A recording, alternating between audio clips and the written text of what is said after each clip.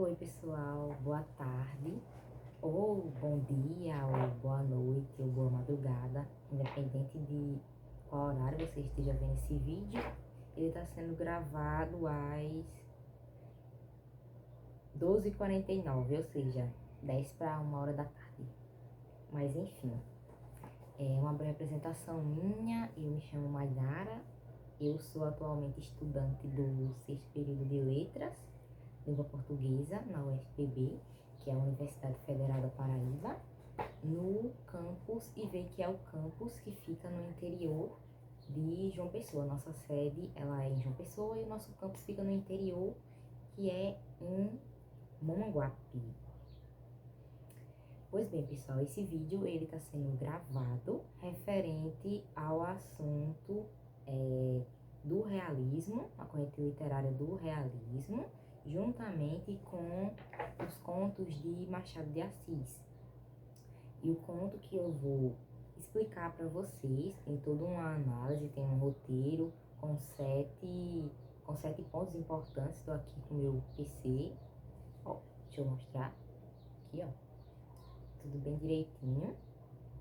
Vou dar um breve contexto do realismo e também de Machado de Assis, porque o intuito desse vídeo não é se aprofundar nesses dois tópicos assim, é mais voltado para o conto, que é o conto que o meu grupo ficou responsável por analisar, que é o conto Uns Braços, que é esse conto aqui.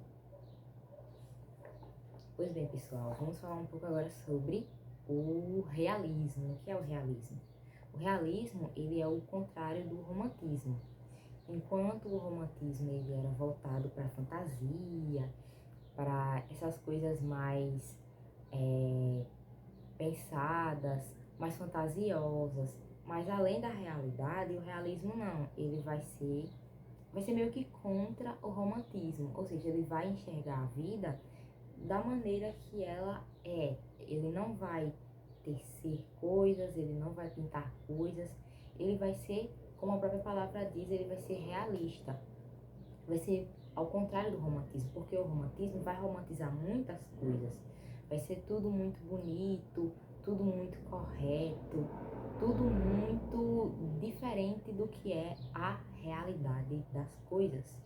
E depois do realismo, vai vir outra corrente que é o naturalismo, ou seja, vai ser mais voltado para as coisas naturais, o naturalismo. E no naturalismo, como aqui nós temos o realismo com Machado de Assis, nós vamos ter essa de Queiroz com Cortiço. Inclusive tem os livros ali, eu posso mostrar aqui para vocês, ó, a título de curiosidade, Cortiço e outros. Mas nós vamos nos aprofundar só e somente hoje no realismo, mais Machado de Assis, e finalizar com um pouco desse aprofundamento do conto dele, Uns Braços. Machado de Assis tem muitos contos, tem Uns Braços, tem o conhecido, que é Missa do Galo, também tem uma análise dele também. Mas hoje nós só vamos mesmo em Uns Braços. Bem, né, continuando a falar sobre o realismo, e ele vai ser essa contraposição do romantismo. Ele não vai romantizar, ele não vai idealizar as coisas. Ele vai dizer que isto é dessa forma e pronto. Ele vai mostrar a crueza e a verdade das coisas por meio da escrita. E o realismo, ele se embasa muito nas teorias científicas,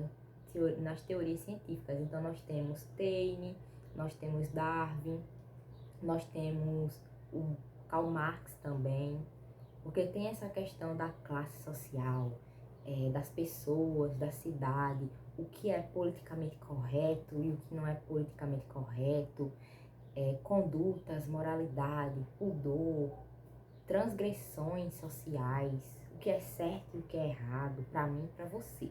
Então o realismo é basicamente isso, é a realidade pura do jeito que você está vendo as coisas.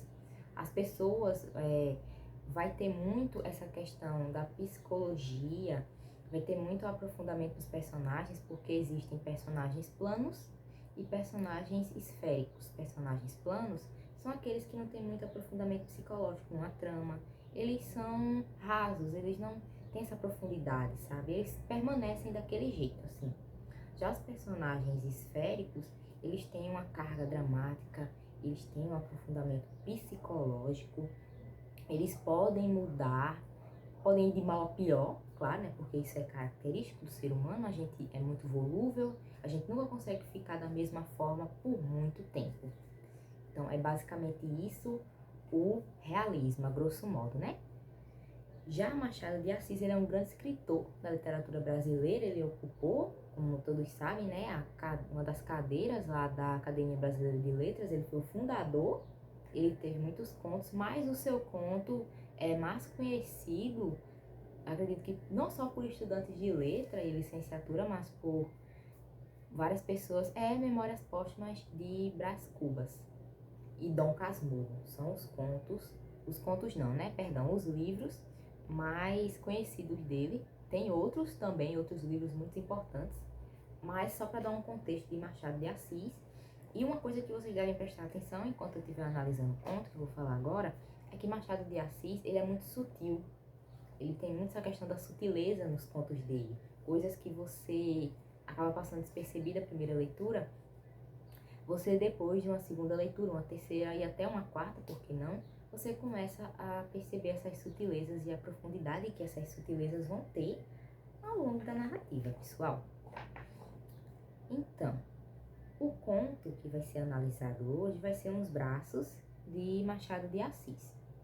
Eu separei aqui 7 tópicos importantes para a gente falar um pouco sobre esse conto, e neles estão o contexto da obra.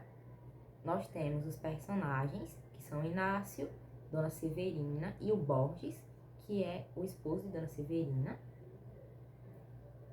E nós temos também a parte do tema central do conto, os elementos e estilo de linguagem desse conto e, por fim, o simbolismo e a conclusão.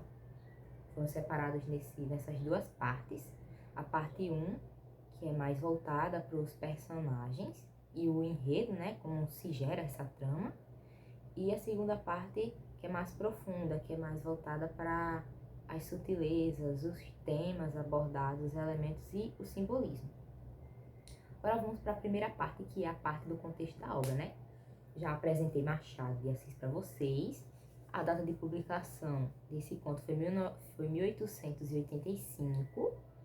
O contexto literário dela se dá o realismo. E, enfim, né, vamos começar, né? A trama de Uns Braços, ela gira em torno de uns braços, esses braços, não os meus, os da Severina. Mas nós temos 3 personagens, que são o jovem Inácio, a Dona Severina e o Comendador Borges, no caso, o solicitador Borges. Bem, tudo se inicia com Inácio, de sobressalto, ele acaba acordando porque ele, a pedido da família, em busca de uma vida melhor também, ele que tem irmãos e tem uma família, ele vai trabalhar na casa desse solicitador Borges, a pedido dos pais dele.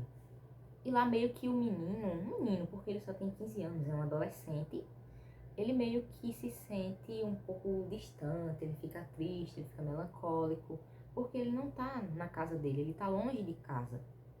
É meio que como eu posso dizer? É meio que uma viagem, é meio que um distanciamento de casa, é como se ele estivesse sentindo muita falta de casa e dentro dele ele quisesse ter algo que o lembrasse da sua casa. Aí bem, nós temos a figura do solicitador Borges, que é um cara muito chato, uma pessoa, um homem muito chato, odeia a mãe, odeia o pai, odeia todo mundo, ele odeia todo mundo. Ele é um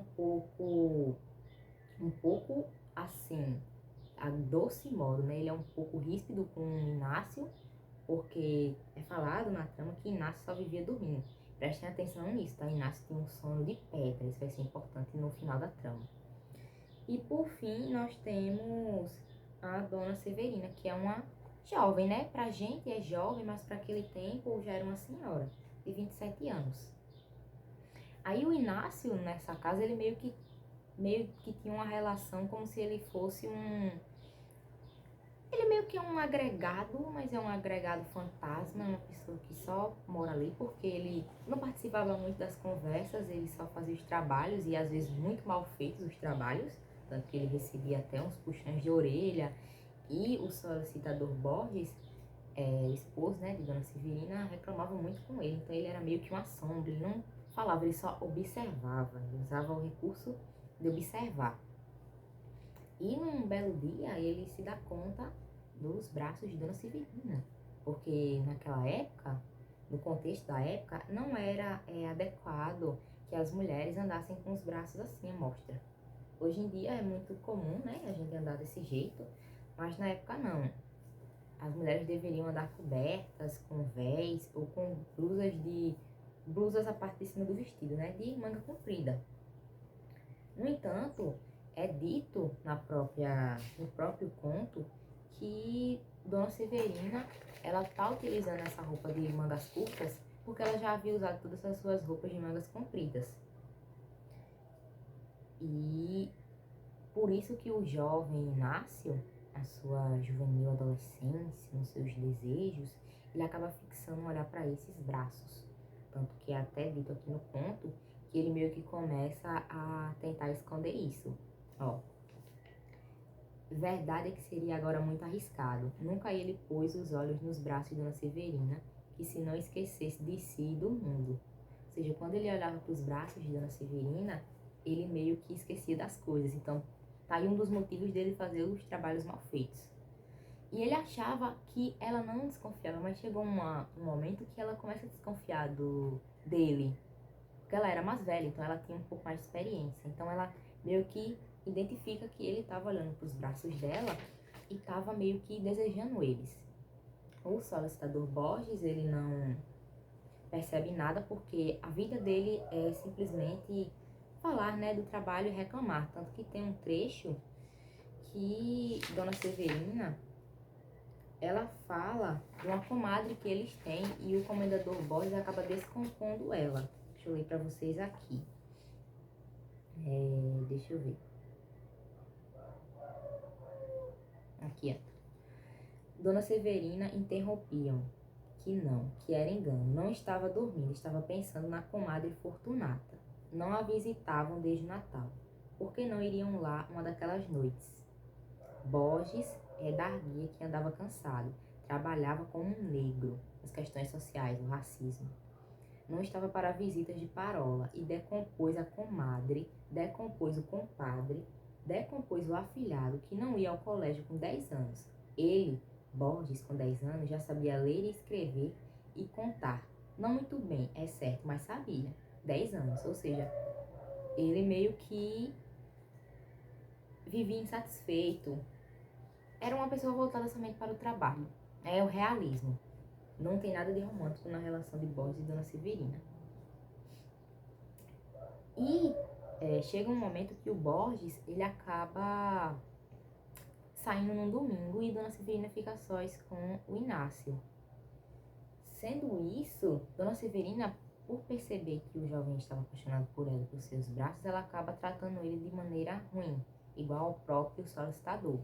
Tanto que o Inácio, ele percebe isso e é descrito no conto que ele fica triste, né? Ele fica triste por ela ter mudado ter dado um giro de 360 graus de uma hora para outra e ter mudado com ele. Porque ela fazia, tipo, como se fosse um papel de mãe. Uma coisa que eu percebi é essa questão da solidão do Inácio, porque fala que ele sentia saudade da mãe e das irmãs. E a Dona Severina tinha um cuidado nele, um cuidado maternal. Então ele poderia estar enxergando na Dona Severina a própria mãe dele, talvez. Temos aí um início, uma introdução, um complexo de Édipo. Não sabemos, mas foi o pensamento que eu tive quando eu li. Posso estar errada.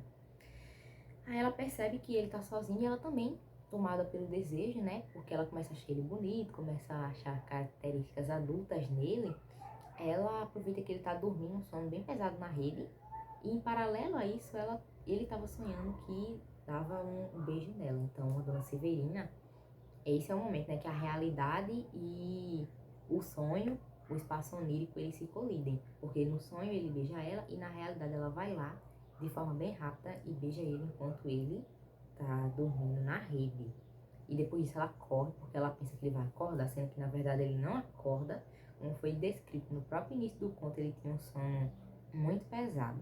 Ele só teve aquela sensação, aquele sonho vívido, mas na realidade aconteceu para ela.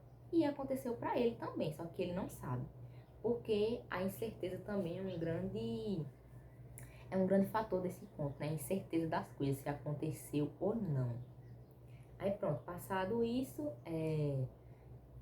ela continua estranha com ele e depois o solicitador manda ele embora, assim, sem mais nem menos. Ele quer se despedir da Dona Severina, mas só que o comendador disse que não, que ela tá com dor de cabeça, manda ele passar outro dia.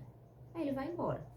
Mas só que tem um pequeno avanço de tempo, né, no conto e fala que depois daquilo tudo ele nunca conseguiu esquecer aqueles braços e ele teve outros relacionamentos, mas ele nunca conseguiu tirar da cabeça aqueles benditos braços de Dona Severina.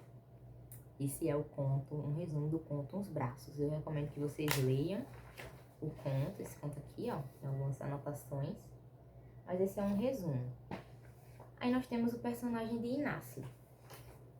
O Inácio, ele é um adolescente e ele tem uma certa idealização por Dona Severina, mas não aquela idealização do romantismo, é uma idealização realista. Porque ela tem uma posição social e econômica mais elevada que a dele. E são os pensamentos e as ações dele que movem a narrativa. Como eu disse, Machado ele é muito sutil. Então o personagem de Inácio, ele agia com os olhos, ele observava muito bem. E Dona Severina começou a prestar atenção nisso. Agora a Dona Severina, ela é uma personagem muito ambígua. E nós temos aí também a questão dos conflitos internos de ambos os personagens, porque eles têm essa incerteza, como eu citei, de que um não sabe que o outro tem pensamentos obscenos, pensamentos desejosos, um pelo outro. Então, assim, tem essa questão da burguesia e desse desejo reprimido. Porque vemos que Machado, ele é muito perspicaz e objetivo, porque Inácio, ele era um jovem de 15 anos e ela era uma senhora de 27. Então, isso é uma coisa que, vista hoje em dia, é com certeza muito errada, muito proibida. Mas Machado, ele fala sobre essa questão do desejo juvenil de Inácio de uma maneira muito nivelada, que se torna muito tranquila, em comparação também com a questão psicológica de Dona Severina.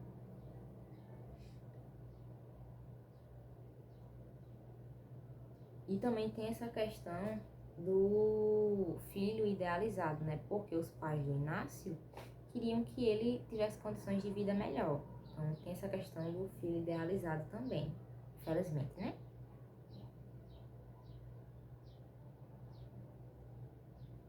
Outra coisa que nós temos que prestar atenção é a revelação e repressão da sexualidade por meio dos braços. Porque, como eu disse, a mulher naquele tempo andava coberta e raramente ela ficava com os braços à mostra. Então, o pensamento dele foi a partir dos braços, para os braços e com os braços. Então, por meio dos braços, ele pode ter pensado em outras diversas coisas. Lembrando que ele era apenas um jovem de 15 anos, com um amor platônico e juvenil por uma senhora de 27 anos casada. E nós temos também, só beber um pouco de água aqui, por favor. Nós temos também a figura do Borges, que junto com o Inácio e a Dona Severina formam esse triângulo. O Borges meio que é uma figura que sobra, mas é uma figura importante.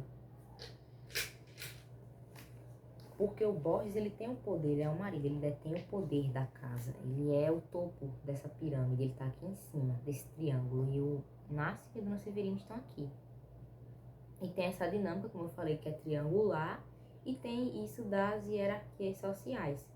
Porque ele tinha mais, então, graças a isso, né? Ele conseguiu empregar, entre aspas, o jovem Inácio. Então, por ter essa questão da hierarquia, também tem o papel da mulher, que a Dona Inácia só ficava em casa, Dona Severina, perdão, só ficava em casa enquanto ele saía. Não tinha essa conversa igual, era sempre uma conversa ele aqui e eles aqui embaixo. E nós temos também, né, a questão da cegueira e da, talvez, dissimulação de Borges para algo que esteja acontecendo debaixo do seu nariz. Que é essa questão de Dona Severina com Inácio. Essa questão desse desejo reprimido, desse amor reprimido, desse amor platônico, dessas incertezas se ele sabe, se ela sabe. E esse medo de o Borges, o solicitador, ele não saber. E o Borges, ele traz muitas características da época, né? Que é na qual está situado o realismo. Agora nós vamos para a parte 2 e eu vou falar agora sobre o tema central, que é o desejo ou tentação, a realidade e o oculto. Nós temos o desejo por parte de Inácio para com os braços de Dona Severina, ou seja, um desejo reprimido que também é de Dona Severina. Dona Severina, em contrapartida a Inácio, ela tenta acalmar isso e esconder mais do que o próprio, por mais que ele não fale nada, só observe. Mas tem uma parte do conto que fala que ela começa a pensar e ver os detalhes bonitos que o jovem Inácio tem, como a questão da barba, como ele ficava bonito enquanto dormia. Ou seja, era uma tentação, um desejo que ela tinha por ele. E ele também tinha por ela, mas só que o dele era mais concentrado nesses braços, porque temos que levar em conta que ele é um rapaz de 15 anos, né? Então ele está meio que descobrindo a vida, ele é muito juvenil, mas ao mesmo tempo nós temos que focar nesse desejo reprimido de Dona Severina. E também essa questão da dualidade entre o sonho e a realidade, porque no momento que ela beija o Inácio, ele estava sonhando com a mesma coisa. Ou seja, nós temos o espaço onírico, que é o espaço do sonho, onde tudo pode acontecer maravilhosamente bem. E nós temos a realidade, que é totalmente diferente. Que nela podem acontecer coisas terríveis, cruéis. Imagine se o Borges chegasse e disse isso. O que ele iria fazer? Ele iria expulsar a Dona Severina e o menino, ou seja, ela ia ser uma adúltera.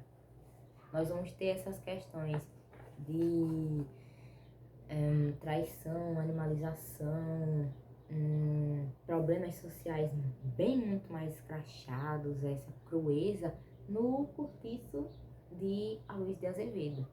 Nós vamos ter muito essa questão. Ou seja, o beijo acontece na realidade de ambos, mas o Inácio, ele não sabe, porque ele estava dormindo. Ele tem a sensação, ele tem um sonho. A única coisa que puxa ele acredita, né, fielmente na cabeça dele que isso aconteceu, mas no sonho. É o que mantém ele no chão. Mas para Dona Severina, não, isso aconteceu de fato na realidade. E nós temos a questão do oculto, do que fica oculto. E o que é oculto são os pensamentos que eles têm, que são mostrados pelo narrador. Porque ambos têm diversos pensamentos, mas um não sabe que o outro está pensando isso. Então tem essa incerteza, ele sabe, ela desconfia, ele desconfia, é oculto. Mas é essa questão da repressão, do desejo reprimido, da realidade. Aquilo psicologicamente que você vê nos personagens, como eu citei no início, que o realismo, ele tende a focar bastante nessa questão do pensamento, na profundidade dos pensamentos que muitas vezes não são bons, são duais, podem ser bons e ruins. Eles podem levar o personagem a cometer atos absurdos, mas também atos bons, ou considerados bons para ele, benéficos, mas que na maioria das vezes não são. Um exemplo disso é de pensamento em relação a algo é Crime e Castigo, de Fyodor Dostoiévski. Que o personagem, o Raskolnikov, ele acaba, né, cometendo lá o crime e tal, por uma causa, vamos dizer assim, não é nobre, mas uma causa que para ele era justa. Não vou me aprofundar muito para não dar spoiler. Mas aí nós temos, né, essa questão do realismo na literatura russa também, que também tem essa carga de crueza e essa carga dramática muito evidente. E como eu falei, a incerteza das coisas é um conto também que gira muito na incerteza das coisas, de fato aconteceram ou não, porque como eu falei, o Machado ele é muito sutil, então ele deixa sutilezas, igual em Missa do Galo, com o Nogueira e a Dona Conceição. Também em Missa do Galo tem uma parte sobre a questão dos braços, que o Nogueira vê os braços de Dona Conceição, e isso começa a desencadear nele alguns pensamentos, né? Tipo, a princípio ele acha ela uma personagem simpática, nem bonita nem feia, e depois ele vai achando ela linda, ela vai se mostrando, ela vai saindo dos móveis, né? Porque ela praticamente era parte dos móveis da casa, ela vai criando vida naquela noite, enfim. E nós temos os elementos do estilo e linguagem, que o narrador é um narrador onisciente porque ele tem consciência dos pensamentos que os personagens têm, principalmente Dona Severina e Inácio, e ele é intrusivo. Nós temos a questão da ironia machadiana nos não ditos, principalmente nessa questão de Dona Severina depois ela tampar os braços, que esse desejo reprimido dela, essa tentação, né, vamos dizer assim, ela aflora, e ela percebendo que fez uma coisa errada, ela acaba cobrindo, então é meio irônico isso, porque se ela via ele como uma criança, um menino de 15 anos, juvenil, pueril, ela não deveria ter feito isso, mas não, ela fez, ela acabou fazendo, ela cedeu. Ou seja, nós temos a questão dos implícitos que ficam nas entrelinhas. Então, como eu disse, tem muito essa questão da incerteza. Será que Inácio realmente acha que isso foi um sonho? Será que ele não viu alguma coisa? Enfim. Ou será que o próprio Borges ele pode ter percebido alguma coisa na mudança de atitude da Dona Severina para com Inácio? Uma coisa que a gente não sabe, propício para uma análise muito mais profunda, é um conto que você não deve ler só uma ou duas vezes, você tem que ler mais que isso, ter um arcabouço legal sobre o realismo e sobre Machado. E como eu falei, né, o papel da psicologia dos personagens, porque são personagens que de certa forma eles não são planos. Não são planos. Eu acredito que o personagem que seja um pouco plano seja somente o Borges, porque ele continua da mesma forma, mas ele também apresenta muitos desvios de caráter. Igual Dona Severina também apresenta, e o próprio Inácio também apresenta desvios de caráter, porque ele está cobiçando uma mulher casada, os braços de uma mulher casada, e a Dona Severina também, porque ela está se direcionando a um jovem de 15 anos. E por fim nós temos o simbolismo e a conclusão, né? Nós vamos ver o simbolismo dos braços, que na minha concepção, o simbolismo dos braços, ele é muito de transgredir, de ser transgressor. É isso, de ser transgressor daquelas normas sociais, do pudor social. Porque foi por meio dos braços que começou tudo isso. Ele não viu outra parte do corpo dela, ele viu somente os braços, que era algo que as mulheres não poderiam andar à mostra como a gente, no pleno século XXI. Não, era tudo coberto, com chales, com panos. Então, a forma de transgredir essa sociedade tão pudorizada e é descrita por Machado, é uma forma de você ver a realidade como ela verdadeiramente é, os pensamentos, as coisas que os personagens eles querem esconder, tem esse simbolismo. Então os braços são simbólicos nessa questão da transgressão, de transgredir essa questão do desejo, da tentação, que todos nós temos, né? Tem a parte da crítica social também, né? O próprio Inácio, numa condição mais baixa, vai trabalhar na casa de uma pessoa com uma condição maior para ter um futuro melhor. Nós temos o Borges também, acho que ele é o símbolo máximo dessa questão da crítica social, porque ele sempre que pode descompõe alguém, só porque ele é mais abastado do que outras pessoas. E é o que ele faz com a comadre dele, ele descompõe ela. Pelo filho dela, que é afilhado dele, de Dona Severina, não estudar, não saber ler, não saber escrever, enfim, em essa crítica social. A moral burguesa também, como eu citei, por conta dos braços, era uma questão de moralidade. você não podia usar os braços à mostra.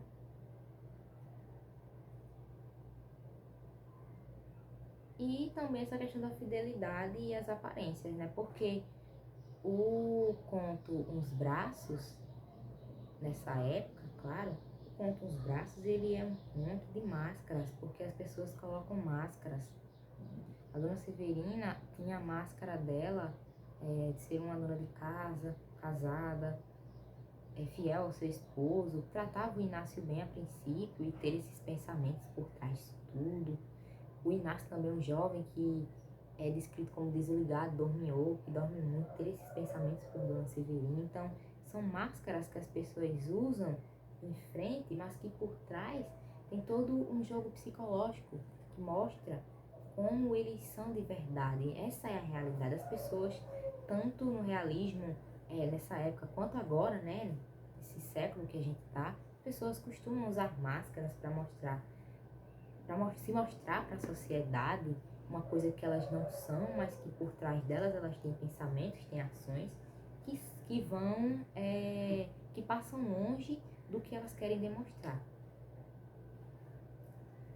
E basicamente é isso, pessoal. Eu vou fechar aqui essa análise com aquilo que eu falei, né? Que ele teve outros romances, o Inácio, mas ele nunca esqueceu dos braços de Dona Severina. Aqui. Não importava. Levava consigo o sabor do sonho e, através dos anos, por meio de outros amores mais efetivos e longos, nenhuma sensação achou nunca igual a daquele domingo. Porque no conto descrito aquele domingo não foi um simples domingo, foi o domingo. Na Rua da Lapa, quando ele tinha 15 anos, ele mesmo exclama às vezes, sem saber que se engana, porque ele não sabe o que aconteceu, ele pensa que só foi somente um sonho. E foi um sonho, um simples sonho. E é isso, pessoal. Fim da nossa análise, uma análise simplista, né? Do conto de Machado de Assis, Uns Braços. Existem outros contos, outras obras de Machado, não só Memórias Póstumas. O livro também que abarca esses contos. Também não temos só Dom Casmurro, temos outras obras. Mas essa foi a nossa análise. Esse foi o primeiro vídeo, né, que eu gravo. Espero que vocês tenham gostado. Tenho muito o que aprender ainda. Podem deixar, né, nos comentários sugestões de como eu posso melhorar. Mas é sobre isso, pessoal. Muito obrigada pela atenção de vocês. E tenham um ótimo dia, uma ótima noite e bons estudos.